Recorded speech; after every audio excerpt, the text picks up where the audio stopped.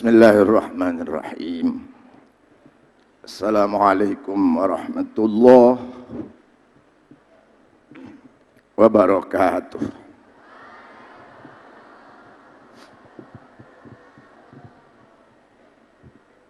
Alhamdulillahilladzi yaqul wa biqawlihi yahtadil muhtadun. A'udzu billahi minasy syaithanir rajim. Bismillahirrahmanirrahim. Ya ayyuhan nas, inna wa'dallahi haqq. Fala taghurrannakumul hayatud dunya wa la yaghurrannakum billahil gharur. Innasy syaitana lakum aduwwun fattakhidhuhu aduwwan. Innama yad'u hizbahu liyakunu min ashabis sa'ir. Asyhadu an la ilaha illallah wa asyhadu anna Muhammadan abduhu wa rasuluh. Fa salawatullah wa salamuhu ala khairi man ittaqa Muhammad ibn Abdillah sallallahu alaihi wasallam. Amma ba'du. Rabbi shrah li sadri wa yassir li amri wahlul 'uqdatam min lisani yafqahu qawli. Faqala an-nabiy sallallahu alaihi wasallam, bu'ithtu da'iyan wa muballighan wa laysa ilayya minal hidayati syai' wa khuliqa iblis muzayyinan wa laysa ilaihi minad dhalalah syai'. Sadaqallah wa sadaqa rasuluhul karim wa nahnu insyaallah minasyahidin. Para pengasuh, para pemimpin, para asatidz dan ustadzah yang mudah-mudahan selalu mendapatkan rahmat Allah Subhanahu wa taala. Bapak-bapak dan ibu-ibu wali santri yang hari ini dapat menyaksikan proses pendidikan akhir di pondok pesantren ini, mudah-mudahan ini semua menjadi amal ibadah kita. Anak-anakku yang saya cintai,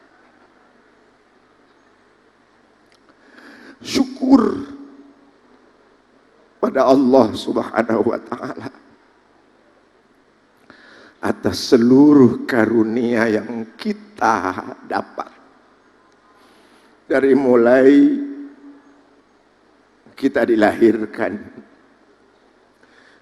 dibesarkan, sampai hari ini kita masih bisa bernafas, lebih-lebih dalam kesehatan yang dianugerahkan oleh Allah Subhanahu. Sebab manakala nanti kesehatan sudah dicabut oleh Allah, nikmat sudah dikurangi oleh Allah, disitulah kita baru merasa hilangnya nikmat-nikmat itu dalam kehidupan kita.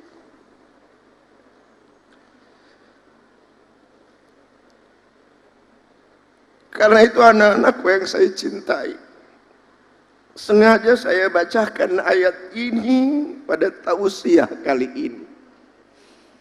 Silahkan kamu buka pada surat Fatir ayat 5 dan ayat 6. Ya ayyuhan nas, inna wa'dallahi haqq. Fala taghurrannakumul hayatud dunya wa la yaghurrannakum billahil gharur. Saya melihat kehidupan sekarang ini jauh sekali dari kehidupan ketika saya menjadi santri.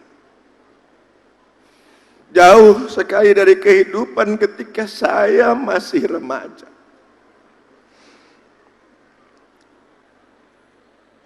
Itu terjadi karena kita tidak pernah bisa meyakinkan diri kita untuk mengimani Allah Subhanahu wa ta'ala. Karena kita tidak mampu melaksanakan rukun iman secara keseluruhan. Padahal jelas inna wa'dallahi haqqun. Ketika kalian diserahkan, diantarkan oleh kedua orang tua kamu datang ke pondok pesantren ini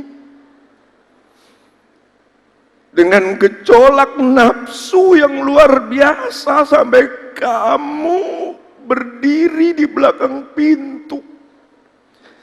Kamu hitung detik demi detik, menit demi menit, jam demi jam, hari demi hari, minggu demi minggu, bulan demi bulan.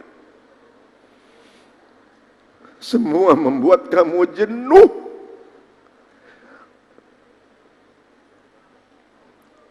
Tapi inna wa'dallahi haqqun. Sampailah hari ini, hari kamu justru harus meninggalkan pondok pesantren ini. Sebab fakullu ma huwa atin. Ingat itu. Kamu tidak akan pernah kecil selama-lamanya, sebab sekarang pun kamu sudah besar. Dan kamu tidak akan selamanya jadi remaja, sebab nanti kamu akan menjadi tua. Kamu tidak akan selamanya hidup, nanti kamu pun akan mati. Inna wa'dallahi haqqun. Karena itu kemilau dunia ini jangan membuat kamu lupa dalam kehidupan. Saya masih belia dulu, tidak kenal ini. Pada zaman saya tidak ada ini.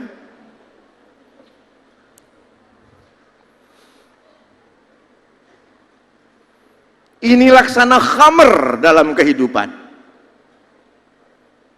Ada manfaatnya, tapi tidak sedikit juga madaratnya. Karena itu fala taghurrannakumul hayatud dunya. Karena ini bahagian daripada proses kehidupan, tidak bisa kita menghindar. Tapi pedomannya kata Allah, fala taghurrannakumul hayatud dunya.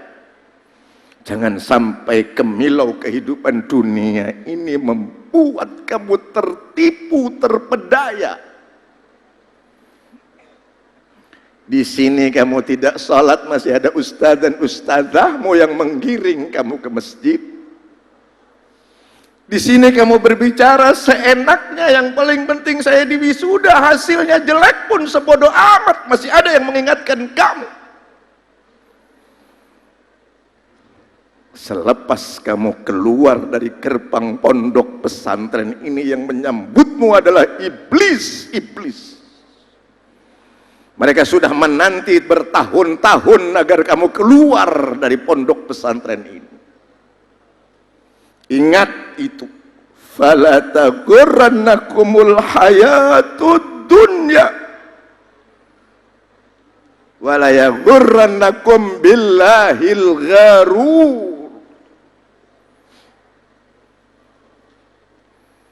Anak-anakku yang saya cintai, bapak-bapak dan ibu-ibu, inna syaitana lakum adu fattakhidhuhu aduwwa. Saya tidak pernah menemukan setan di comberan. Saya tidak pernah menemukan setan di tempat-tempat yang tidak enak. Saya hampir tidak pernah bisa tergoda oleh setan di tempat-tempat yang solid. Tapi di tempat-tempat yang nikmat, yang mewah, yang indah, yang membuat kita terpana. Di situ tempatnya iblis dan setan-setan. Di sini nggak ada televisi di kamar-kamarmu. Di rumahmu ada televisi. Inna wa'dallahi haq walan tarda 'ankal yahud walan nasara hatta tattabi'a millatahum. Itu janji Allah, itu pemberitaan Allah kepada kita. Diawali dengan huruf waw, bisa wawul lib, tidak bisa wawul qasam.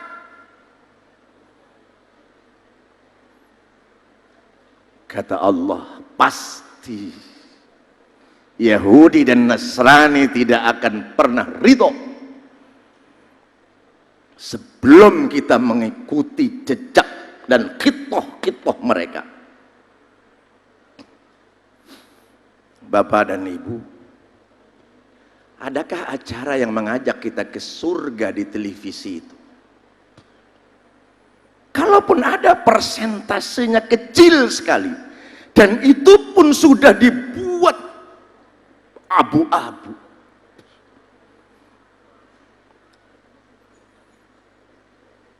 Bisakah kita melawan itu? Tidak bisa. Yang dulu tabu sekarang laku. Contoh, membicarakan orang dulu jelek dalam kehidupan, kini menjadi tontonan yang luar biasa rating iklannya. Dan itu yang nonton umat Islam yang punya ajaran tidak boleh menyebarkan ghibah dan nasimimah. Walan tarda 'ankal yahud walan nasara hatta tattabi'a millatahum. Nah, iblis yang pertama yang akan kamu temui di rumahmu, acara-acara televisi. Kamu akan menyaksikan ibu-ibu yang sudah mulai bau tanah, pakai jilbab, dia goyang karena dia masuk TV. Bayangkan, walan tarda 'ankal yahud walan nasara hatta tattabi'a millatahum. Di sini kamu terpelihara walaupun dengan dokolnya luar biasa, kondoknya luar biasa. Di sini kamu dipaksa untuk melakukan hal-hal yang sesuai dengan ajaran agama, walaupun ada pemberontakan yang membara dalam jiwa dan dirimu. Dan itu sudah lepas, sudah berlalu. Di sana, keluar dari gerbang pondok pesantren ini, kamu bisa melakukan apa saja tanpa ada yang membatasi. Tapi ingat ayat yang saya baca tadi, inna wa'dallahi haq faman ya'mal mithqala dzarratin khairan yarah wa man ya'mal mithqala dzarratin syarran yarah. Ingat dengan ayat-ayat Al-Quran itu. Anak-anakku yang saya cintai, kalau saya boleh berbicara ke dunia yang berkaitan dengan kehidupan kemasyarakatan dunia internasional. Di dunia ini siapa yang dihancurkan? Umat Islam. Dari mulai Osama bin Laden dibuat, sekarang ISIS dibuat. Di masa yang akan datang akan dibuat gejolak-gejolak yang seperti itu hanya untuk mengadu domba umat Islam. Sebab umat Islam yang paling mudah diadu domba, sebab umat Islam yang paling bodoh dari kehidupan di dunia ini, dan umat Islam celakanya yang paling miskin di dunia ini. Dan hanya umat Islam yang tidak bisa menghargai sesama umatnya lebih berani menghargai orang lain, seperti kita yang hadir di tempat ini. Di mall kita bisa parkir jauh dari sebelah sana, ketika itu berjalan walaupun jauh untuk belanja di mall. Tapi di pondok pesantren ini tidak berani kita parkir jauh di sebelah sana, kalau bisa di depan kamar anak kita. Karena kita tidak pernah lagi bisa menghargai sesama umat Islam. Padahal yang punya mall itu orang kafir. Dan kita tidak akan dapat apapun di sana. Kita akan menghabiskan uang di sana. Di pondok pesantren ini, Bapak, Ibu bisa menyaksikan putra-putri Bapak lancar berbicara bahasa Arab, lancar berbicara bahasa Inggris, bisa mempesona dengan ucapan-ucapannya dalam bahasa Indonesia. Kenapa? Tadi yang saya katakan, rata-rata umat Islam itu bodoh. Karena itu mudah diadu domba. Walan tarda, kata Allah, angkal Yahud walan Nasara hatta tattabi'a millatahum. Kalau kita memang percaya, kita yakin bahwa itu bukan ajaran Islam, kenapa kita tidak rame-rame menolaknya? Kenapa kita tidak rame-rame mematikan televisi? Kenapa bapak-bapak dan ibu-ibu tidak pernah taat dengan disiplin pondok pesantren ini? Ketika kami tidak membolehkan bapak dan ibu meminjamkan handphone kepada putra-putri bapak ketika berada di pondok pesantren ini. Kenapa? Karena kita bodoh. Karena kita selalu suudzon, kita tidak pernah husnudzon, kita tidak pernah bisa hidup ikhlas. Padahal fa'budullaha mukhlishina lahuddin. Bapak-bapak dan ibu-ibu, anak-anakku yang saya cintai, ini bukan keras, ini bukan nyenggung, tapi ini ajaran Islam yang sebenar. Silakan putra putri Bapak hari ini akan dibawa pulang ke rumah. Mau apa dia di rumah?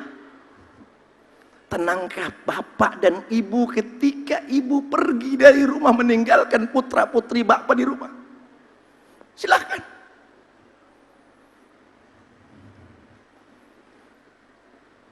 Jadi karena itu mari kita syukuri semua ini terjadi menjadi pelajaran bagi kita. Saya bacakan hadis tadi. Bu'ithu da'iyan wa muballighan wa laisa ilayya minal hidayati syai'. Rasulullah saja bersabda, aku diutus hanya untuk menyampaikan dan berdakwah, tapi aku tidak punya hak untuk memberi hidayah. Menggarisbawahi apa yang disampaikan oleh Mudirul Ma'had. Jangan salahkan alma matermu kalau kamu tidak sukses hidupmu di masyarakat nanti. Jangan salahkan ustadz dan ustadzah kamu kalau kamu tidak baik hidup di masyarakat kamu nanti. Kenapa? Bu'ithu da'iyan wa muballighan. Kami sudah selesai mengajar, mendidik, mengarahkan kamu, tapi kami tidak bisa memberikan hidayah kepada kamu. Ada seorang ustadzah yang bertanya kepada saya, Ustadz, apakah hidayah itu harus dicari? Dengan kelakar saya menjawab, Ustadzah, jangankan hidayah, Siti Hidayah aja harus dicari. Saya berkelakar dengan ustadzah. Artinya apa? Kehidupan ini tidak akan pernah datang, kehidupan ini tidak akan pernah terjadi tanpa kita melakukan, kecuali mati yang menjadi ketentuan Allah Subhanahu wa taala.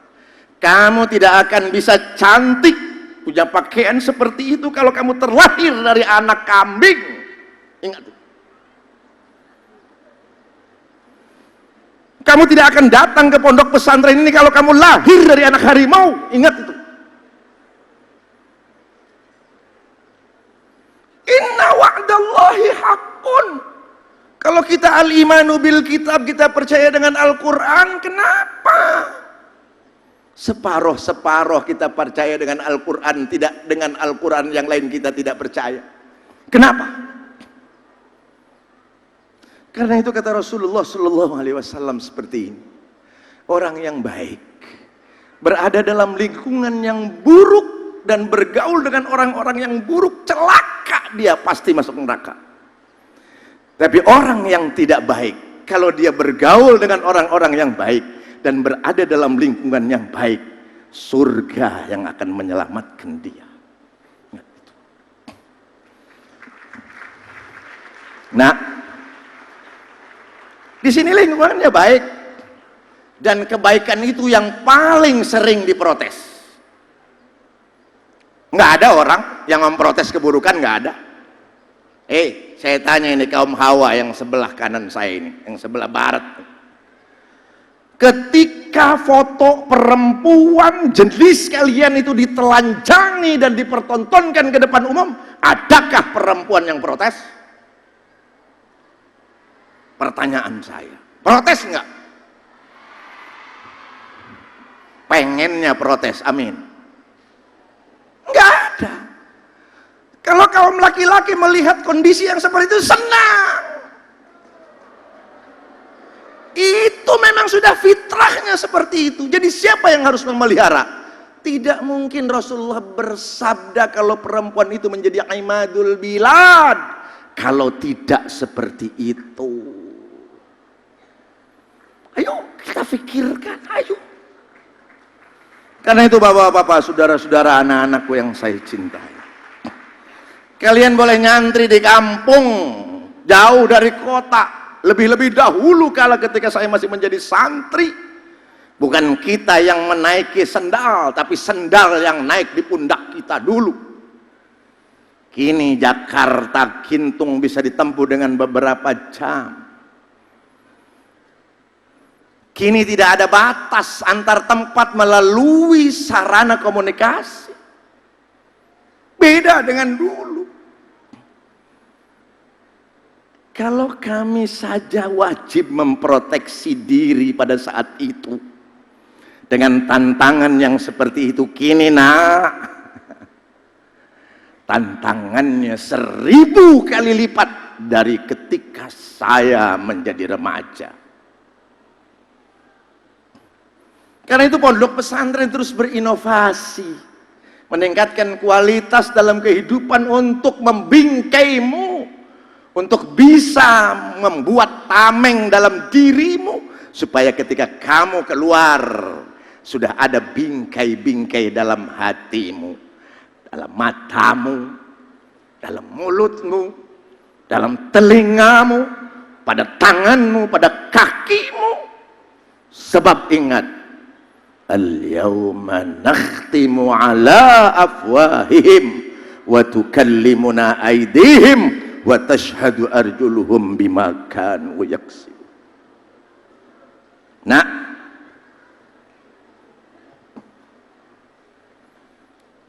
pada satu saat Rasulullah Shallallahu Alaihi Wasallam berdialog karena kehadiran seorang iblis. Rasulullah bertanya, ya mal'un, wahai yang dilaknat oleh Allah, kam a'da'uka min ummati? Iblis menjawab, 15. Sebutkan satu-satu, kata Rasulullah. Yang pertama, anta ya Muhammad. Musuhku yang pertama adalah engkau wahai Muhammad. Yang kedua, imamun adil, pemimpin yang adil. Yang ketiga, ghaniyun mutawadi', orang yang kaya tapi bertata krama. Yang keempat, tajirun shadiq, pembisnis tapi jujur. Yang kelima, alimun mutakhasyi', pinter tetapi sopan. Yang keenam, mukminun nasih, seorang mukmin yang berupaya terus-menerus untuk tausiah, memberikan nasihat. Yang ketujuh, mukmin rahimul qalb, seorang mukmin yang hatinya lembut. Kemudian taibun tsabitun 'ala taubah, yang bertobat tapi dia eksis, bahasa anak muda sekarang, konsisten dengan tobatnya. Bulan ini umroh, besok macam-macam, bulan depan umroh lagi, bulan berikutnya macam-macam lagi, setelah itu umroh lagi. Ini ciri-ciri musuh iblis. Apa teman iblis? Yang berikutnya, mutawari'un 'anil haram, orang yang berupaya terus-menerus untuk meninggalkan yang haram. Kemudian mukminun yudimu ala taharah, seorang mukmin yang berupaya terus-menerus untuk suci dari hadas. Kemudian mukminun katsirus sadaqah, seorang mukmin yang banyak sedekah. Mukminun husnul khuluq ma'an nas, seorang mukmin yang berakhlak sesamanya. Mukminun yanfa'un nas, seorang mukmin yang bermanfaat bagi orang lain. Kemudian hamilul Quran yudimu ala tilawati, yang membawa Al-Quran tapi bukan sebagai pajangan, terus menerus dia membaca Al-Quran. Yang terakhir qaimun billail wan nasu niyamun, dia sering bangun di tengah malam sementara orang lain tidur. Ini musuh-musuh iblis. Ada nggak kita di situ? Nomor satu udah pasti nggak ada, sebab Rasulullah. Nomor dua, imamun adil. Adilkah kita kalau di rumah? Pak Kiai maaf, anak saya 8, yang masuk sekolah tahun ini 3, 2 di SMA, 1 di SMP, 2 di SMA, 1 lagi di SMA, 1 di Darul Qalam. Jadi mohon maaf Pak Kiai, kalau saya terlambat bayar. Emang di sono kagak bayar? Bisa nggak kita adil? Salah siapa punya anak lebih dari 1? Nah, kan itu. Ke sekolah-sekolah negeri bisa bertata krama sopannya luar biasa. Kenapa ke pesantren nggak bisa? Bisa nggak kita adil? Maaf, bukan nyinggung, bukan. Cuma bertanya, maaf. Emang kalau di SMA anaknya nggak makan? Makan. Kalau di sini, di SMA makan di rumahnya, memang nggak bayar. Kalau di sini yang ngasih makan siapa? Maaf. Udah sehari 10.000 dapat makan 3 kali, sekali dapat lele lagi. Maaf, maaf. Bisakah kita adil untuk menjadi musuh iblis? Lalu siapa teman iblis? Kata Rasulullah, "Waman rufaqa'uka ya mal'un." Siapa temanmu? 10. Pertama, sultanun jair, penguasa yang curang. Maaf nih, kalau ada yang mendukung, maaf. Ini lagi nerangkan hadis. Dalam Undang-Undang Dasar Republik Indonesia 45, bahwa hasil bumi, laut, segala macam itu untuk rakyat Indonesia. Kini diperdagangkan dengan perdagangan bebas. Yuk, protes kita? Nggak bisa. Kenapa? Kalau sudah salah pilih, itulah permasalahannya. Jadi karena itu pandai-pandailah kita umat Islam, jangan bodoh. Jangan mudah dibodohin, jangan goblok, jangan tolol, jangan kurang-kurang melulu. Pakai otak kita itu.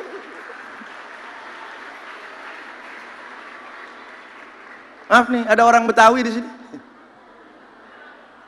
Maaf. Ya. Ayat Quran.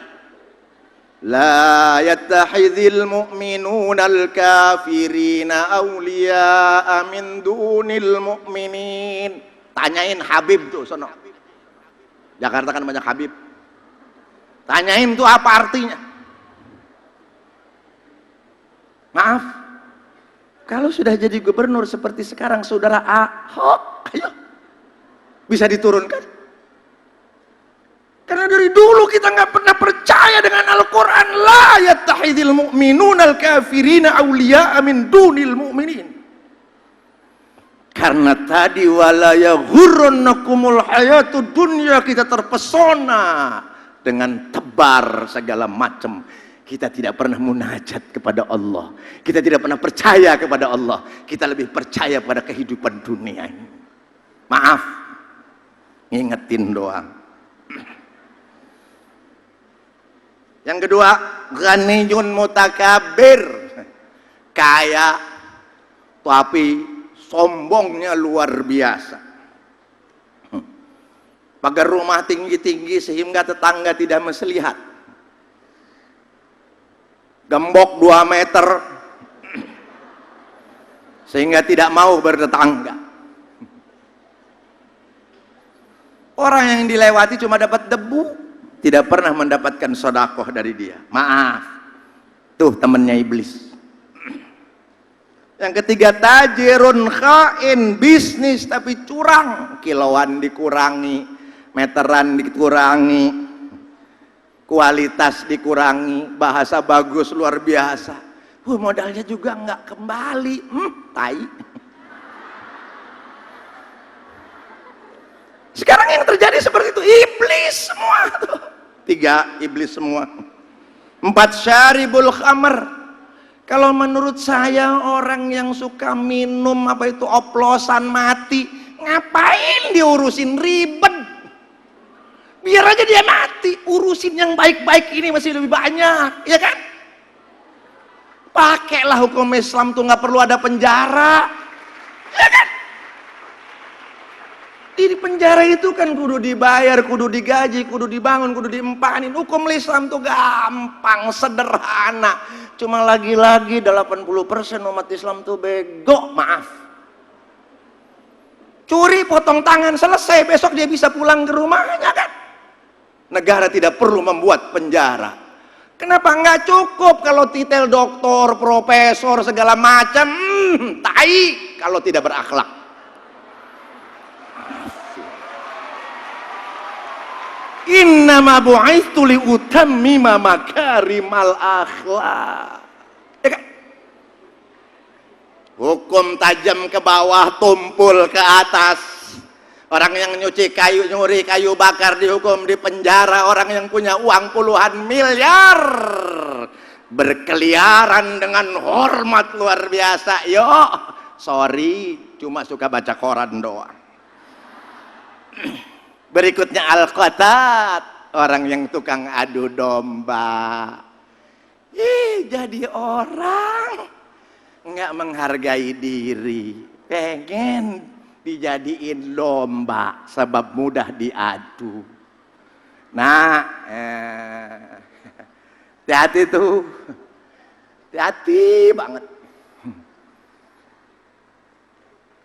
Yang berikutnya sahibuz zina, masya Allah. Zina itu tahapannya luar biasa. Sekarang ini ada gerakan apa itu? Masih hijabers, ya hijabers. Keren, seolah-olah melaksanakan ajaran agama. Tapi dengan geol gitu kan, melewati perempuan dan ada laki-laki yang lain, disoting kemana-mana. Aurat itu bukan hanya nutupin badan, nutupin gerak juga, nok. Ngetu. Perempuan itu suaranya aja aurat. Lah kalau sudah dia kemudian pakai apa itu, bawa koas, beli di material, dia kuasin cat ke mukanya. Maaf, sahibuz zina. Karena itu mudah jawabannya, mudah alasannya. Dulu orang yang pakai pakaian tangannya panjang sebelah, warnanya berbeda kiri kanan, orang menyebutnya dia orang gila. Sekarang jawab. Yang seperti itu apa jawabannya? Mode, tad jangan kuno, lu yang goblok.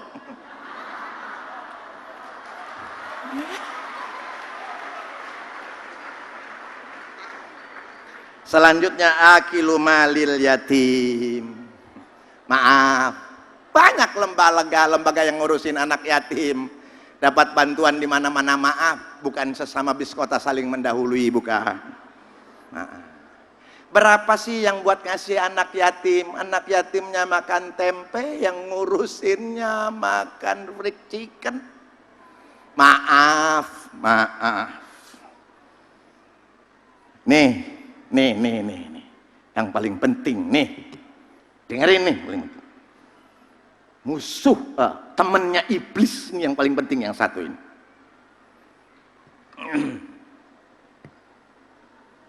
Al-mutahawinu bis sholat.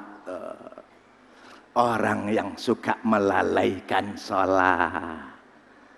Santri dengerin nih. Sholat Allahu Akbar, qad qamatis salatu, qad qamatis salam. Masih begini.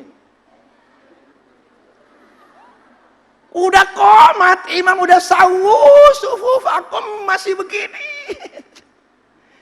Giliran suruh baris di depan kakaknya, takut dimarahin. Jawab, jawab.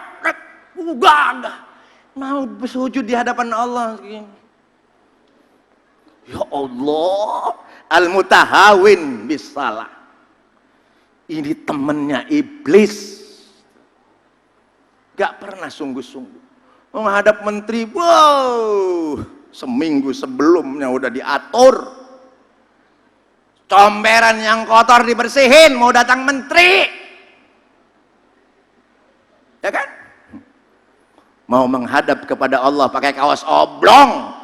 Mau kena yang udah banyak tai.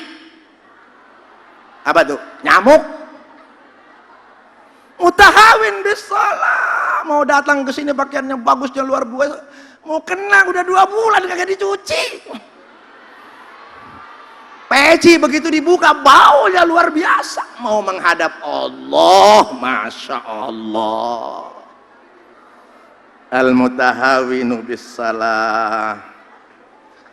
Berikutnya mani'uz zakah, yang tidak pernah mau mengeluarkan zakat, takut miskin. Yang terakhir alladzi yutilul amal, tukang ngawang-ngawang, memikirkan, bercita-cita yang tidak menjadi sesuatu yang bermanfaat dan sesuai dengan kemampuan. Nah, itu teman iblis. Segitu saja dululah, sudah hampir zuhur. Walaupun masih ada yang lain yang perlu saya sampaikan. Menghadap Allah jauh lebih baik daripada mendengarkan ceramah saya. Kalau masih pengen dengarkan ceramah saya, datanglah ke pesantren ini, tapi dengan sopan. Jangan seperti kakak-kakakmu yang tadi malam pengen sini, sombongnya luar biasa. Saya pengen ngusir tapi tamu. Enggak diusir, kurang ajar. Nah, ingat, kalau sudah jadi alumni, kamu tuh pernah nyantri di sini, maaf. Pernah ngotorin pesantren ini, maaf. Kamu pernah buang air besar di sini, maaf. Pernah buang softtek di sini, maaf. Maaf. Kalau datang lagi kamu ke sini, jangan buang softtek lagi di sini. Jangan ngotorin lagi di sini dengan perbuatan-perbuatan yang tidak menyenangkan kami yang memelihara pondok pesantren ini. Bapak-bapak dan ibu-ibu, maaf kalau saya memberikan tausiah seperti ini. Mungkin karena saya jarang ngomong, jadi ngomong hari ini kebablasan. Padahal kemarin saya nggak bisa berdiri, sakitnya luar biasa. Sampai-sampai besok saya bisa hadir apa enggak. Makanya saya tidak bisa jalan bersama ustadz-ustadz tadi. Tapi kalau naik motor masih bisa karena kaki saya tidak bertumpu. Jadi kalau saya bergerak ini bukan gaya sebenarnya, karena menahan rasa sakit yang ada di kaki. Karena itu bapak-bapak dan ibu-ibu, yuk kita bersyukur kepada Allah. Nikmat karunia Allah yang masih diberikan kepada kita semua, dengan berupaya memohon ampunan kepada Allah Subhanahu wa taala dan berdoa.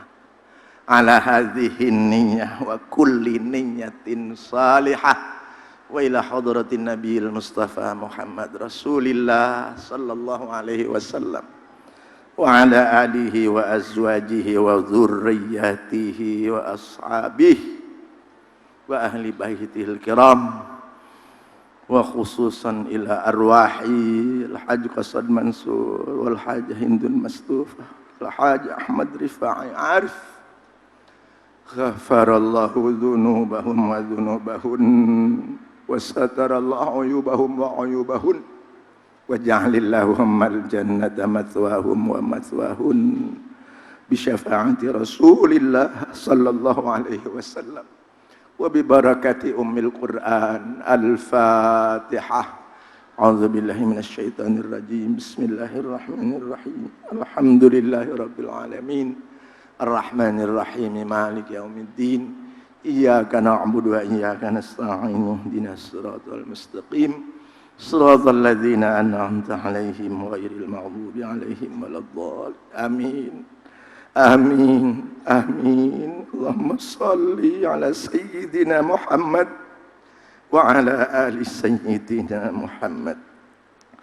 Tibbil qulub wa dawaiha wa afiyatil abdani wa shifaiha وعافية الأبدان وشفائها وعافية الأبدان وشفائها ونور الأبصار وضيائها وعلى آله وصحبه وسلم. ظلمنا يا الله أنفسنا فإن لم تغفر لنا وترحمنا لنكونن من الخاسرين. ربنا لا تزغ قلوبنا بعد إذ هديتنا وهب لنا من لدنك رحمة إنك أنت الوهاب. ربنا لا تؤاخذنا إن نسينا أو أخطأنا. ربنا ولا تحمل علينا إصرا كما حملته على الذين من قبلنا. ربنا ولا تحملنا ما لا طاقة لنا به واعف عنا واغفر لنا وارحمنا يا الله. أنت مولانا فانصرنا على القوم الكافرين.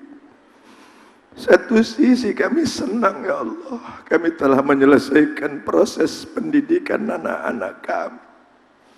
Tapi sisi lain kami khawatir ya Allah. Kami takut ya Allah, ilmu yang telah kami berikan kepada mereka sirna termakan iblis di luar sana. Karena itu ya Allah, lindungi anak-anak kami ya Allah. Ya Allah, selamatkan mereka. Hanya Engkau yang bisa menyelamatkan mereka. Ya Allah, dengan mukjizat-Mu ya Allah, dengan mukjizat para nabi-Mu ya Allah, terutama nabi kami ya Allah, Rasul Engkau yang Engkau cintai, Muhammad sallallahu alaihi wasallam, berikan kepada kami dan anak-anak kami syafaat di dunia dan di akhirat. Salimna ya Allah min afatid dunya wa adzabil akhirah wa baliyatihima wa fitnatihima innaka ala kulli syai'in qadir. A'inna ya Allah ala dzikrika wa syukrika wa husni ibadatik. Allahumma binurika ihtadaina wa bifadlika istaghnaina wa bika asbahna wa amsayna. Dzunubana ya Allah, dzunubana ya Allah, dzunubana bayna yadaik wa nastaghfiruka wa natubu ilaik. Allahumma inna nas'aluka fi'lal khairat wa tarkal munkarat wa hubbal masakin wa an taghfir lana wa tarhamna wa idza aradta bi'ibadika fitnah fatawaffana ya Allah, fatawaffana ya Allah, fatawaffana ya Allah indaka khaira maftun. Taqabbal minna ya Allah wastajib du'ana faya mujibas sa'ili iyyaka na'bud wa iyyaka nasta'in wa iyyaka nasta'in wa iyyaka nasta'in wahdina siratakal mustaqim siratal ladzina an'amta 'alaihim ghairil maghdubi 'alaihim waladdallin.